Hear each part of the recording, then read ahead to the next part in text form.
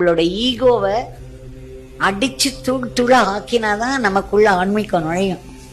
நம்ம எப்ப பார்த்தாலும் ஒரு டிக்னிஃபைடா இருக்கணும், நம்மளோட மானத்தை காப்ப மரியாதை, எல்லாரும் மரியாதை பண்ணலாம் நினைச்சோம்னு வச்சுக்கோங்க, மேல மேல அடிதான் விழும், கடவுளும் நுழைய மாட்டார்.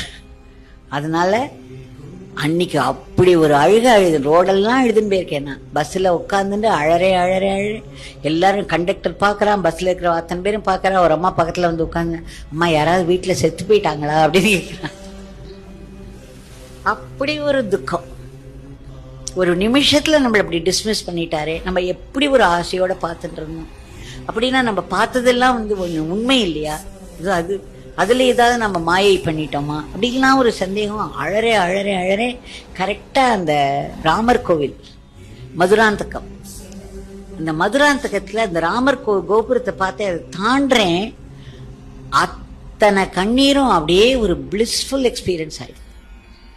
கடகடன்னு சிரிக்கிறேன், கண்ணெல்லாம் அப்படி இருக்கு, எங்க பார்த்தாலும் ஒரே இன்பமா இருக்கு, பேரின்பமா இருக்கு.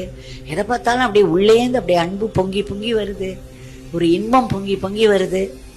என்ன நடக்கிறதுனே தெரியல. எல்லாரும் மறுபடியும் என்ன ஒரு மாதிரி பார்த்தாங்க. அப்படிலாம் நம்மளை போட்டு, நான் ஒரு விளையாட்டு பொம்மையான ஒரு பாட்டு இருக்கு இல்லையா, அப்படிதான் பண்ணுவா. அது அத்தனையுமே நமக்கு ஒரு பெரிய ஆசீர்வாதம். அவ என்ன பண்ணினாலும் அதுல நமக்கு உள்ள ஒரு ஆன்மீக மாற்றம், முன்னேற்றமா வரும். கடைசியில அது கொண்டு போய் சேர்த்துது இல்லையா அவர்கிட்ட.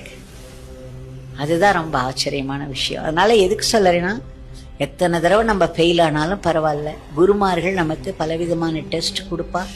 அது கூட அவா டெஸ்ட் கொடுக்குறான்னு சொல்ல முடியாது, அது ஒரு சங்கல்பம், இறைவனுடைய சங்கல்பத்துல அது நடக்கிறது.